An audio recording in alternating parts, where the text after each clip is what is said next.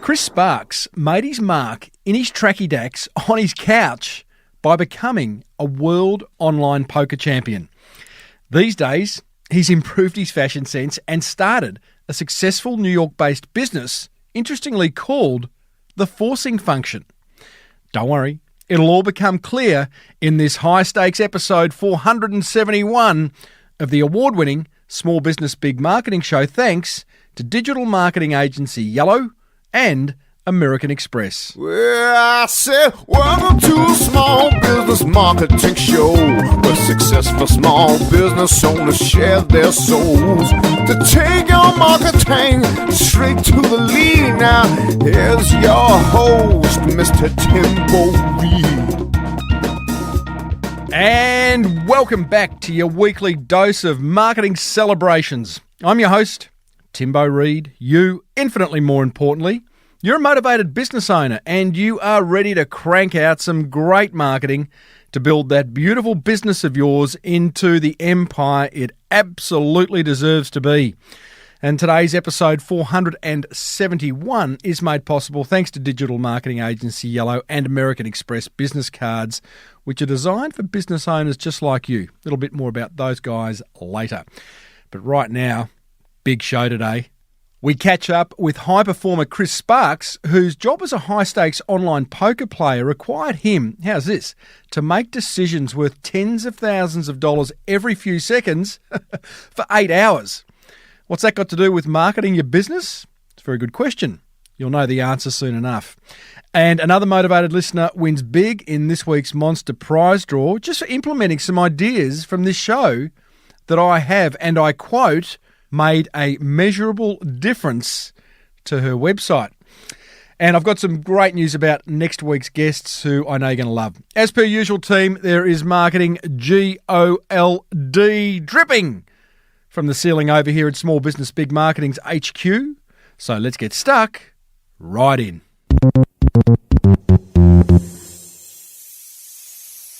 New Yorker Chris Sparks was one of the top online poker players in the world and is now a highly sought-after performance coach for entrepreneurs. Now, in order to become one of online poker's most feared competitors, Chris developed a system for acquiring the mindset and habits necessary to become elite in any field. So guess what he does in this chat? You got it. He deconstructs what it takes to become a top performer and demonstrates how to implement these lessons in your business and your life. Got to love that. Now, these strategies will allow you to uncover your bottlenecks, which I love. Anything that's blocking you from moving forward, that's a bottleneck. And he's going to help you get clear on your mission and manage your time and attention more effectively. And who doesn't want a bit more of that? I started off by asking Chris how he got into online poker in the first place. Right place, right time, I suppose, would be the short answer. Well, I'm kind of thinking you're a university student looking for something to do but doesn't want to work too hard and wants a job in his tracksuit pants on the couch. That's not too far off. Yeah, the timing was very fortuitous. I entered university right when poker was on all of the stations. It's like what we did for fun in our spare time. It was a really easy way to make friends and make social capital. And it was kind of a really good outlet for my natural competitive instincts and not a bad way to, pay off tuition without too much effort. Sure. Why not real poker? You mean online versus in person? Correct. Sure. So they're two very different games. When I was first coming up, majority of my play was with friends in person.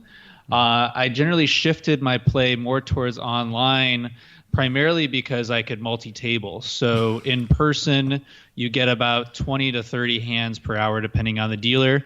Whereas online, I was playing, depending on the point in my career, I was playing anywhere from 12 to 30 games simultaneously, meaning that I'm getting 100 to 200 times per hands per hour, right? So I can presumably play 1/100th of the stakes and realize my expectation much faster, or I can play the same stakes and make 100 times as much. Wow. I can't even get my head around the pace of decision making. Am I speaking to Dustin Hoffman's character in Rain Man by any chance?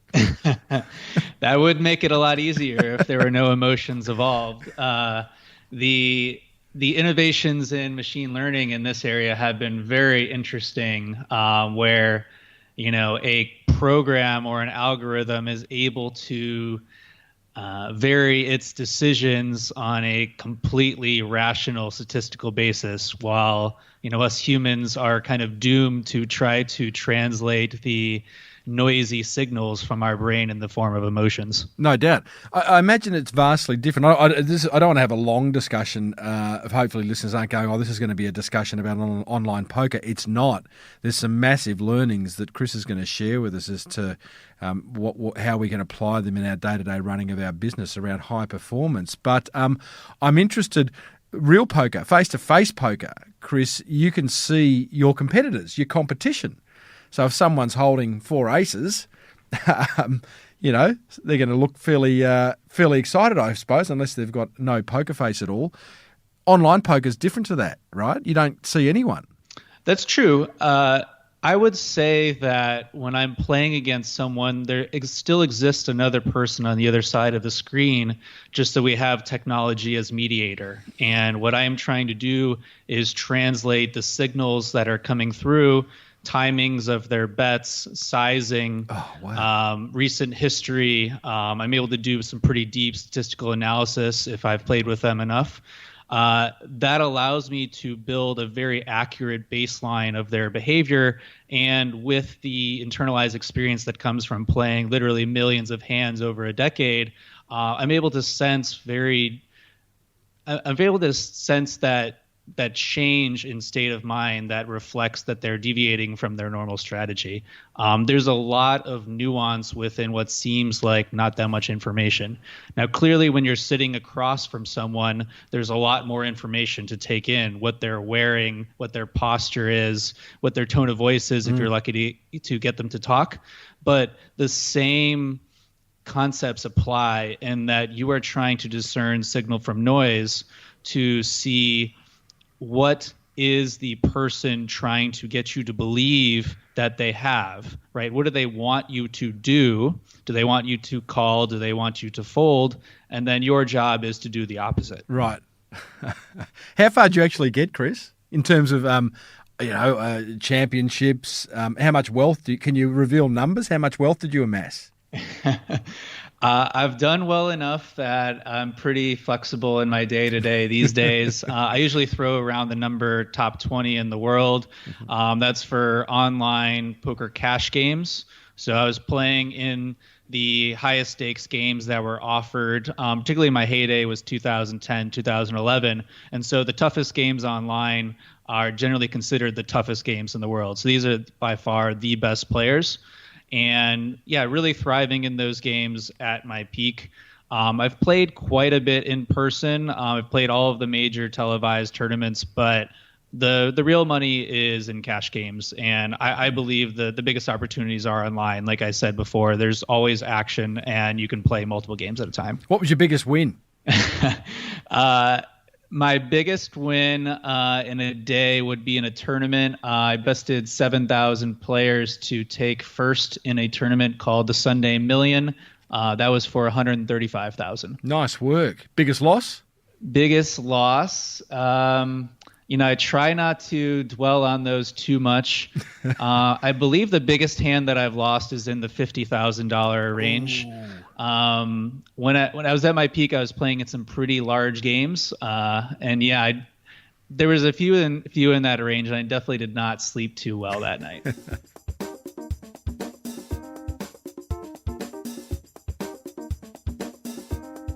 How's your cash flow management going? It's certainly not my strong suit. For the first few years of business, I thought my accountant told me to spend more than I earned. Got that wrong, didn't I? Fortunately, American Express business cards are built specifically with business owners just like you and I in mind.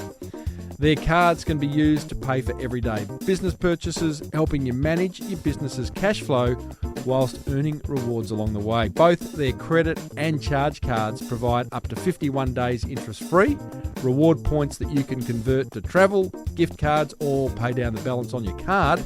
Plus, some of their cards are tailored for you to earn Qantas or Virgin Australia points directly. Gotta love that. We all need a bit of a holiday, I reckon. To find out more and get your cash flow under control, Google Amex Business after the show. We're chatting with Chris Sparks, whose job as a high-stakes online poker player required him to make decisions worth thousands of dollars every few seconds for many hours on end. Tell us about the mindset required to do that, Chris. The huge differentiator here is what I like to refer to the mental game, which is essentially mastery of oneself. So the differentiator between a good player and a great player is essentially discipline. So discipline is both playing a game a higher proportion of the time, as well as recognizing the times that we are not playing our A game and immediately cutting ourselves off. It's a key takeaway I have as far as entrepreneurship, that our earn rate is highly variable, right? That the hours in the day are not equal and in fact fall on a power law distribution, where the most important thing we will do today is more important than everything else we will do combined, right? Our most important hour, our most productive hour, we will get more done than the rest of the day combined. And in the same way, when you're playing a poker game and the poker game is really, really good, that's why when you see guys play for 12, 24, 36 hours straight, because the type of game that they're in, it's so high expectation that they might not see another game like that for weeks or months. And so you persevere as long as you physically can, because 1 hour in that game might be the equivalent of 10 hours the next day. But how do you, it sounds like you don't know when that hour is. I had a high performance coach on this show about 6 or 7 years ago. A guy's name was Mark McKeown. He wrote a book called The Go Zone. And the Go Zone, this guy was a high performance coach at one of the leading football clubs in Australia. And he had got to the point where he realised that high performers have 1 hour, maybe two, if you were really, really good, maybe 2 hours in a day where you did your best work. And you should, you know when those 1 or 2 hours are, and you should allocate the most important decisions to that time. Do you subscribe to that, or are you saying that 1 or 2 hours is going to come along, you just don't know when? I don't think it's an either or. The research definitely supports Mark's assertion. So if you look at peak performers across a number of fields, sports just being one of those, the sprint rest paradigm holds true, where we want to be operating at 100% capacity for the things that are very important, where we need to perform at the highest level, and then the rest of the time we should be doing things that recharge us and prepare us for that next sprint. I'm really big on planning and reflection as high leverage activities, where we are trying to extract as much as we can from that really compressed period of learning, and then prepare ourselves so we can make the most of it next time. As far as your last question, I think we can definitely plan for that most important time, but there's definitely an element of recognizing when the elements are in our favor.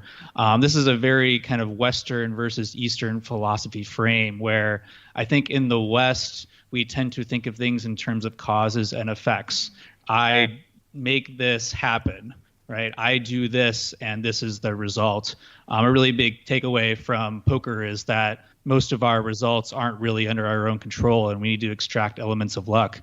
I like the Eastern philosophy a little bit more in that the future is inherently unknowable. We can make preparations, but where we find our edge is in recognizing the conditions that are most favorable to us and being prepared to take decisive action when those conditions arise.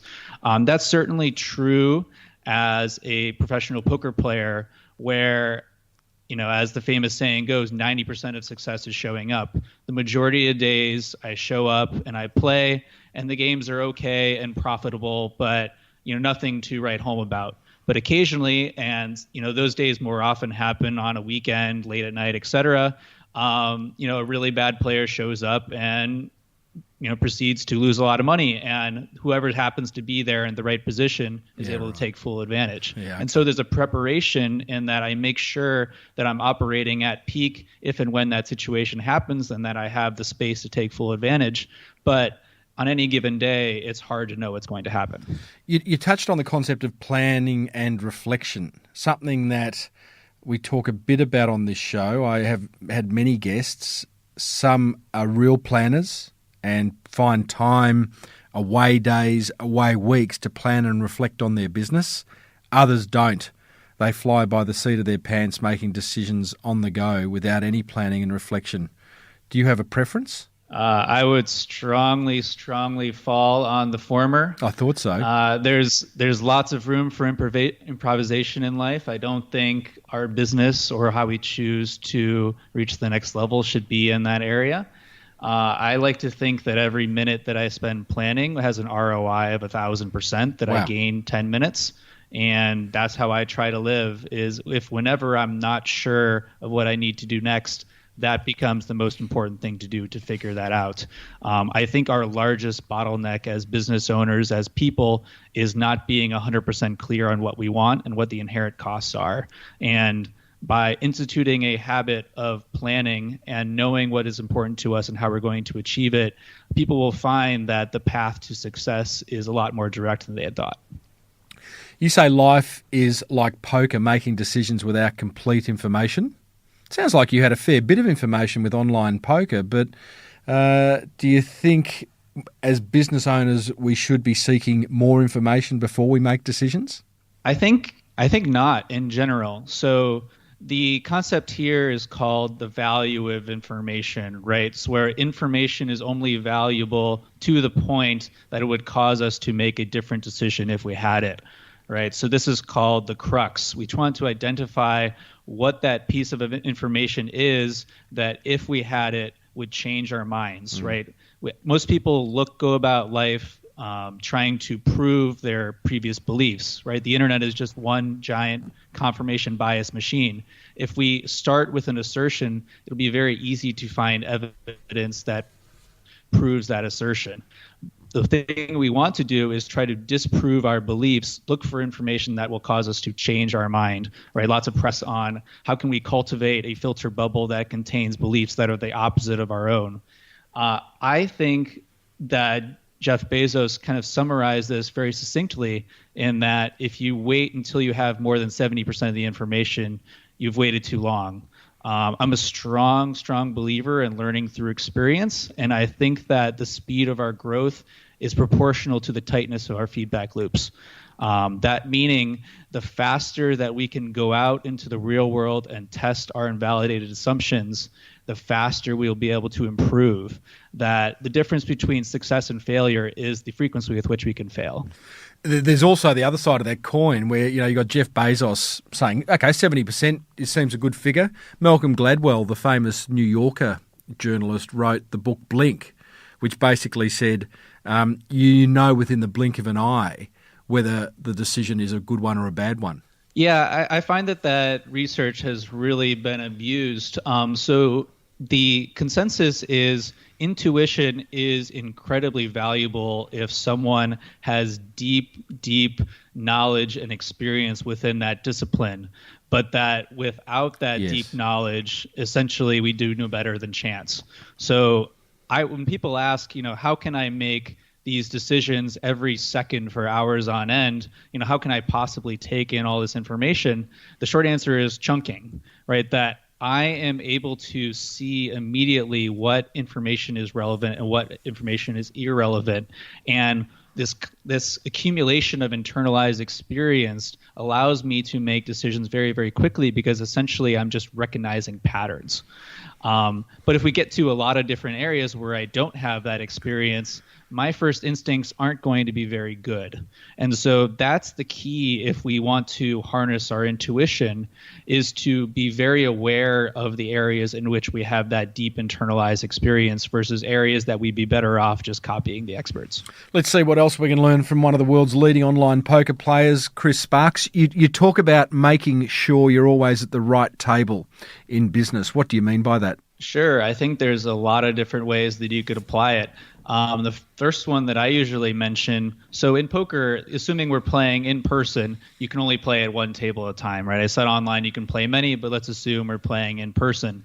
Well, if the biggest differentiator on how much money I make is the difference between my skill and the skill of the other players at the table, right? So I use an analogy, like if I'm a little leaguer and I go into the big leagues and try to face a 90-mile-per-hour fastball, I'm not going to do very well. But if I go and play in, my kid's T-ball league, then I'm going to be the MVP, right? Yeah. So a lot of poker is finding the games and that you are the best player at the table. And in the same way, as an entrepreneur, I think we should obsess about this founder market fit, that we are choosing the market in which we can be the number one, right? Niching down as many times as necessary. I think of this as creating a monopoly of one, and that in serving my specific audience, I am the only person in the world who can do exactly what I could do.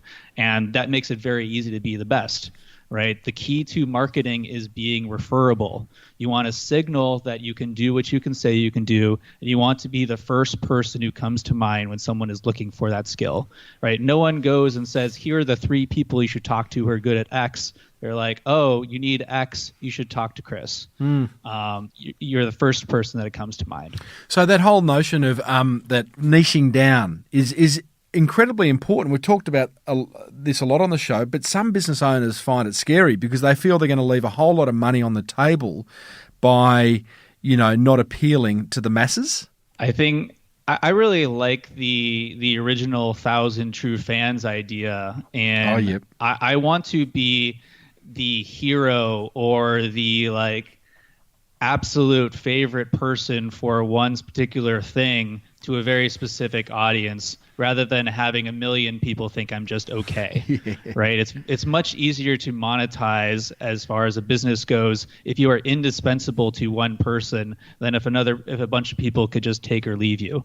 I would use a war metaphor here. Is what we're trying to do in the early stages of a business is form a beachhead, right? If you become very, very strong in one area, that becomes a very strong position to expand into adjacent areas. Yeah, I like that. You say life operates on the one strike rule, Chris, and you touched on reputation as your capital earlier.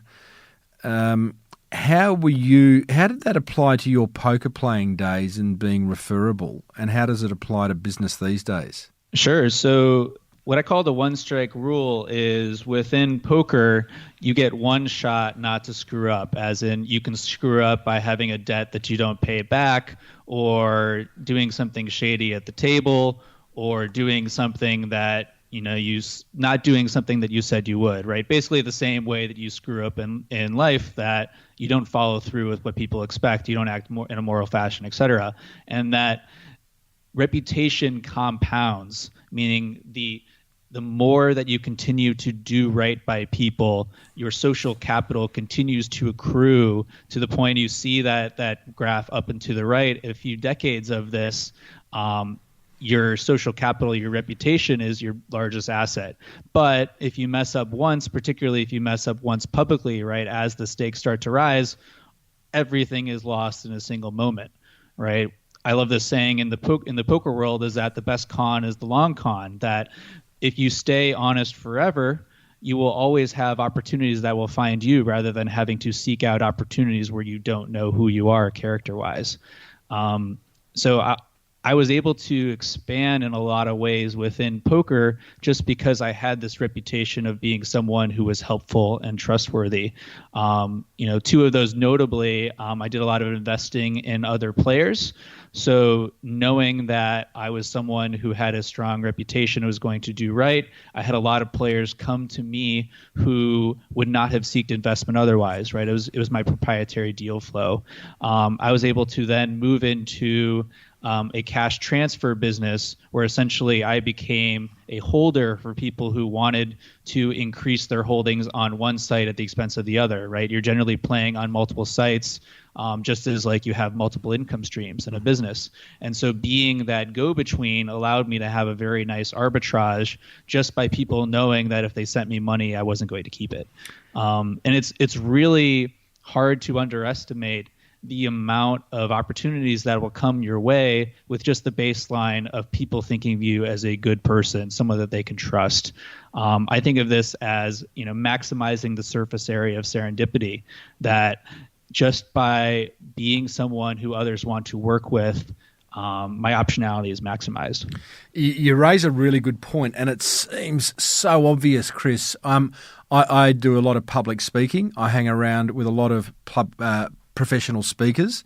Some of them hold their cards very close to their chest when you seek information about how to improve, how to get more leads, how to get better client briefings, how to manage your stage presence, all those questions that we have as speakers, and they won't reveal their secrets. Others openly reveal. In fact, I'll name one of my mentors, Keith Abraham, openly just lets you inside his headquarters, if you like, and answers any question that you have about being a better speaker. And as a result, Keith's one of the best speakers in Australia, one of the most popular, sought-after speakers in Australia. So there is clearly a direct relationship between, being a business owner and doing a great job in what your niche is and being helpful to others who are also trying to do a great job. Yeah, I'd love to touch on that. I mean, that's been an area that has been a huge personal shift to me. So historically, your advantage in poker comes through information asymmetry, right? Where you know more than your opponent does. That's where your profit comes from. And that's been a major shift for me I would summarize this with the line from the Tao Te Ching, in that the biggest winner doesn't compete. Right? The biggest winner does not compete, as in those who I am in an industry with, who I am going after the same customers, rather than fighting after each other and have a race to a bottom. If I can compete, we ensure that we each work with who's going to be the best fit. And I have kind of oriented towards this perspective that all of my knowledge is open source. I see my work with clients as an experimental training ground for, I want to learn what generalizes across these peak performance, and I want to share everything that I learn so that everyone has the opportunity to put these things into practice.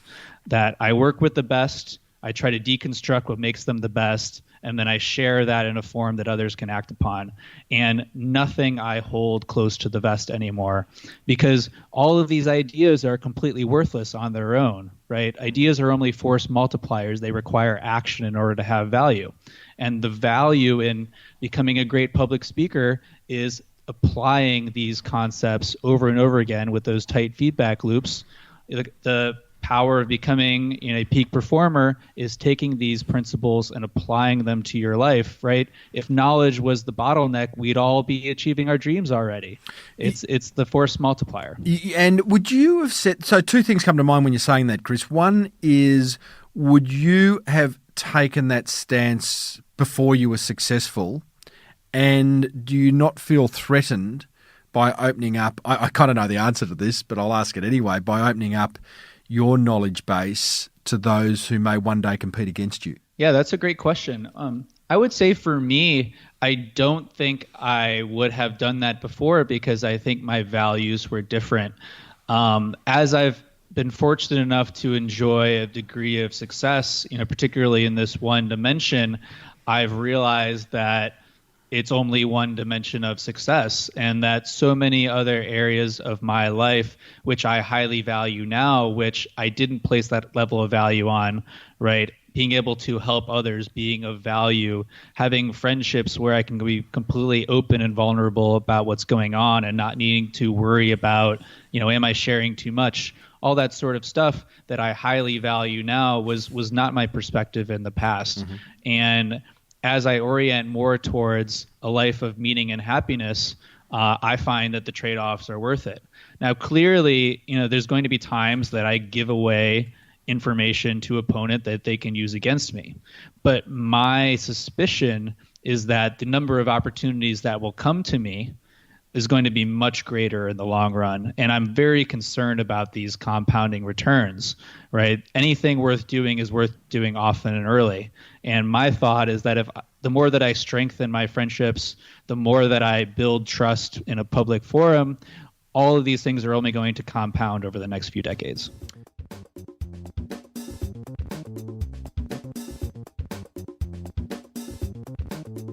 One of the many reasons I do this show is to help your business get found online, which is a little bit like finding a needle in a haystack. Your business is the needle and the haystack is the internet. So why not improve your chances of getting found by listing on Yellow Online, Australia's #1 online directory, receiving over 5.2 million searches every month by people looking for stuff that possibly you sell. Like, I'm guessing with that many searches, there'd have to be, at the very least, a handful of peeps wanting your product or service, right? And guess what? Listing on Australia's largest online directory is free. So you don't really have any excuses. After the show, head over to yellow.com.au to give yourself the best shot at getting found online. We're chatting with Chris Sparks, whose job as a high-stakes online poker player put him in all sorts of interesting positions, which he's now sharing with other business owners as a high-performance coach. Chris, you told me previously that Michael Gerber's book, The E-Myth, was a life changer for you. How was that? It's a fantastic book. I give away a copy to all my new clients. I like to think of it as a red pill, in that I saw the world of business very differently after reading that book. And it actually kind of cast a mirror on what I was doing as a business owner, which was working very, very hard to maintain a job. So I wanted to be, in his words, a coach or a practitioner, right? But what I really needed to be was a coaching business owner, right? Moving more towards a CEO, and realizing that all of the things that I was avoiding doing were also the things that I needed to do in order to scale this beyond just trading time for money. And so that reading that book massively overhauled the way that I, structure and plan for my business, as far as making sure that my time is going towards things that are high leverage, that are scalable, and that I'm setting myself in a position to be able to grow. Yeah, it's wonderful when you find a book like that, and it's an absolute life changer. Any other books in your on the shelf, Chris? You don't need to go through them all, but was there another book that kind of really made you sort of sit up and take notice? I'm going to guess the Tao. Is it the Tao? You're referring to a lot of Eastern principles. Yeah, I have been on a little bit of a philosophy kick. That's the Tao Te Ching that I was referencing. The one that I recommend to every entrepreneur that's very foundational to what we do here at the Forcing Function is called The Goal. And so what the goal does is introduce the theory of constraints, which in terminology is a bottleneck. Essentially, the bottleneck is the weakest link in any process. And the fundamental principle that I build my workshops and coaching around is that our job at all times is to be discovering our own personal bottlenecks. That there is one thing that is most preventing us from getting towards our goals, that if removed, everything will work faster. And the obvious implication of that, right, we were talking about the power law of time before, is that most of the things we do to try to improve will actually have no effect because they don't address the bottleneck.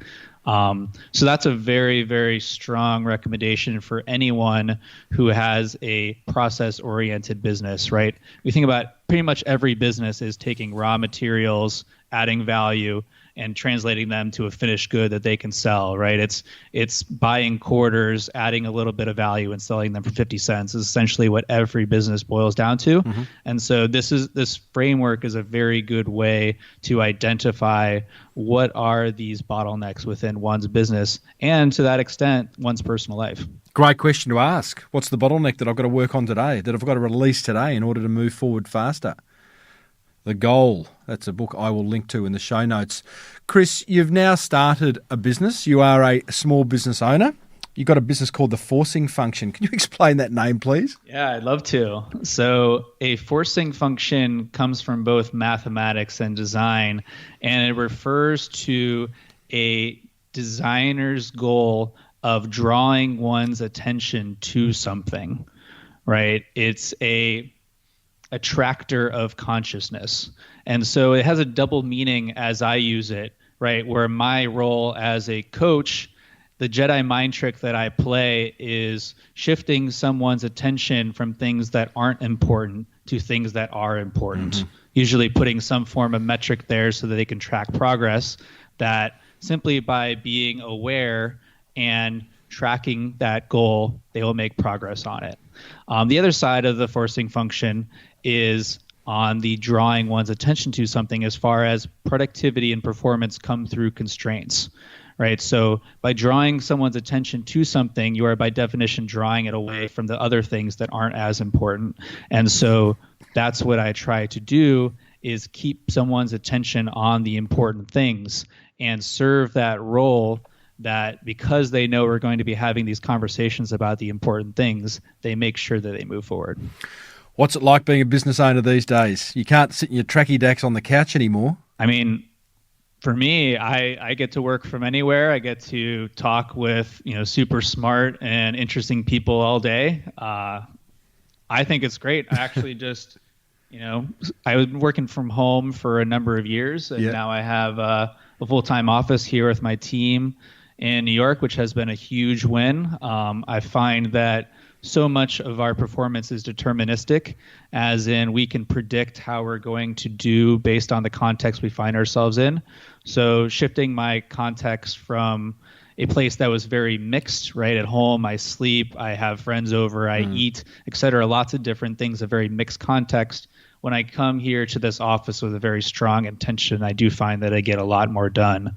That being said, as we've been talking a lot about values today, I very highly value my freedom and autonomy, and that allows me to spend much of my time traveling, seeing the world, doing things that bring me great happiness and satisfaction. And I see, what I'm doing here at the forcing function as incredibly important, but at the end of the day, subservient to my larger mission. What's the best marketing that you do to attract clients into the forcing function? Man, I'm probably, you've had so many talented marketers on this podcast. I'm probably the last person to give marketing advice.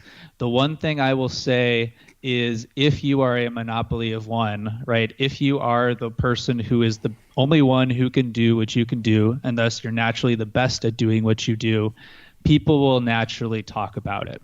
Right. So I always like to say that my product is my marketing, that if my clients have amazing results, people will not be able to notice that they're accelerating their growth. And they'll ask them, hey, how are you able to do that? And occasionally, perhaps after a drink or two, they might drop my name and say, hey, you guys should talk. I think you'll hit it off. I think you'll get a lot of value from the conversation. That hopefully all I need to do is drive massive value for my clients, and everything else takes care of itself. Yeah, it's that classic thing. I was speaking about it to last week's guests, Melanie Perkins from Canva, who just had her business valued at $3.6 billion. She's a 32-year-old entrepreneur in Australia. And it comes down to the best marketing is a great product. She has a great product. You've got a great product. You've also got a hook, by the way. Top 20 online poker player in the world is a good hook. It puts you as a rather high-performing individual. And you say you're a bad marketer very humbly, or not a bad marketer, but you say there's better out there. Maybe there are. But I love the fact that you have got a new book coming out called Experiment Without Limits, and you are giving it away for free, which is the Brendan Burchard school of give away your best stuff in its best form and build a database for which you can then market to. Is that your thinking there? 100%. Yeah. We were talking about open sourcing knowledge. This is the best that I have learned in my last 3 years of doing this, compressed down to a less than 100 pages with lots of exercise and prompts, so that everything I learned, everyone can have the opportunity to immediately apply on their own. And my hope is that by giving it away, more people will have that opportunity. So this is a compilation of essentially what I give to all of my coaching clients, and it's the best substitute to working one-on-one with me. I love it. I look forward to getting it. And I do love a short book, 100 pages or less. Great for someone with a short attention span like myself. It's great stuff. Chris, great story. Congrats on all the success you've had. I wish you great success with the forcing function going forward. And clearly, work-life balance is high up on your agenda too, which I admire. I've never played poker for money. I think I'll start. I'd like to win $135,000. One tip, please, as we farewell you. Oh, one tip. I usually like to bring it around to what the theme was. And It seems like the theme for today was really knowing what you want, right? That our business is subservient to our lives. And if we are aware of what we do really well and what we enjoy, the saying that you never work a day in your life, I think is very true. So, as marketers, as humans, I think we should continue to lean into our strengths and to learn through experience. Everything's an experiment. Everything we are just trying to learn and get a little bit better every day. And if every day we go to bed slightly better, we're going to really, really compound. And at the end of the day, we're going to blow ourselves away with where we are. I would just close by, I brought up the goal as far as this idea that there's something that is most blocking us right now. My challenge to you would be to take that step back and determine what is it that's most holding you back. I do have a quiz on my website, which is similarly free, which I call the performance assessment, where I ask some questions which are designed to uncover that bottleneck for you. And if anyone on this podcast, wants to take that quiz, I'd be happy to give feedback. Oh, mate, that's an awesome quiz. I'll be taking that quiz. How do we access that? Sure. So that's at theforcingfunction.com, and that quiz would be at /assessment. You can also have the free download of the Experiment Without Limits workbook.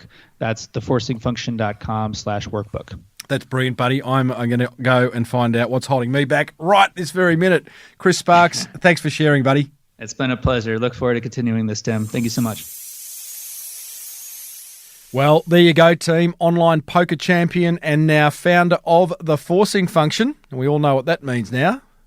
Chris Sparks. You'll find a link over at smallbusinessbigmarketing.com/471 to Chris's What's Holding Your Back quiz. I encourage you to do that. Hey, thanks to American Express and digital marketing agency Yellow. Here's what grabbed my attention from that chat with Chris. Attention grabber number 1. I love Chris's idea about obsessing over your market fit and niching down as much as necessary. Stop trying to be everything to everyone, because you know what that means. You'll be nothing to no one. And who wants that? Attention grabber number 2. I love Chris's idea that the biggest winner doesn't compete, that being exceptionally helpful to others in your industry can only repay you in spades. Excuse the poker pun. I'll put a link in the show notes to an interview I did previously with a jeweller in the UK that I mentioned, who shares a street with 30 other jewellers and doesn't worry about his competition. And attention grabber number 3, I love the idea of finding time to identify your personal bottlenecks and doing everything you can to remove them. You remove a bottleneck and everything else moves smoothly through your business. That's what grabbed my attention. I would love to know what grabbed yours. Send me a tweet, smoke signal, a fax, Telegram, or go to the show notes, smallbusinessbigmarketing.com/471. Come on down. It's Timbo's Monster Prize Draw.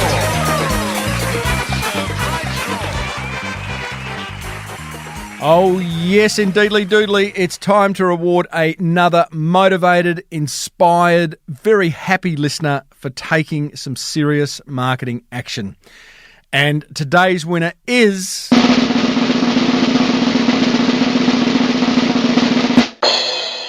Anna Smythe of System X Storage.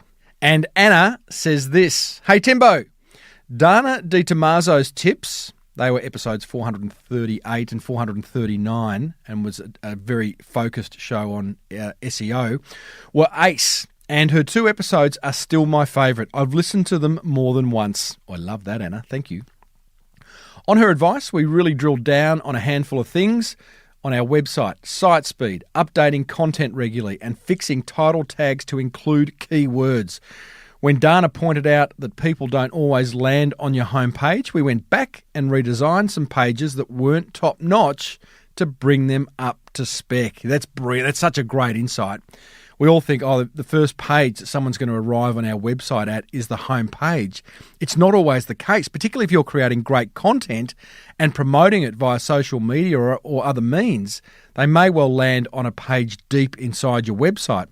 And that page needs to be set up well too in order to help convert into a sale.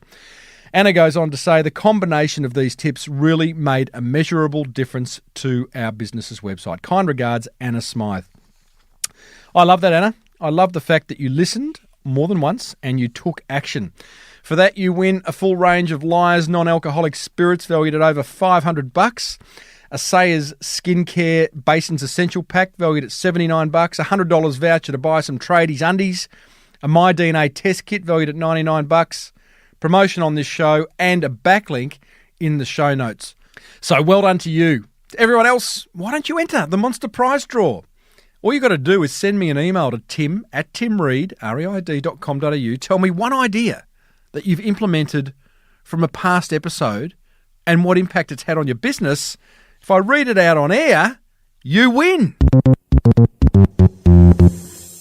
That almost wraps up episode 471 of the award-winning Small Business Big Marketing Show. Thanks to digital marketing agency Yellow, who have got some wonderful social media packages and website design packages, which I would encourage you to check out over at yellow.com.au. And also, if you're looking for a pretty good credit card to improve your cash flow, earn a few points, go on a holiday, maybe, then check out American Express by searching Amex Business after the show. Next week, you and I are going to catch up with the fellow who delivers those healthy snack boxes to workplaces all over Australia. You know the ones? Got all those kind of weird, like wasabi peas and carob frogs and I don't know. I'd rather a caramello bear. Anyway, he's doing okay. He's going to tell us how and why it all began. Don't forget there's an entire back catalogue of interviews over at smallbusinessbigmarketing.com, where you can also buy my book, The Boomerang Effect. And if you love the show, let other business owners know. I'd really love you to do that. Until next week, I'm Timbo Reid. Thanks for tuning in. May your marketing be the absolute best marketing. Bye for now.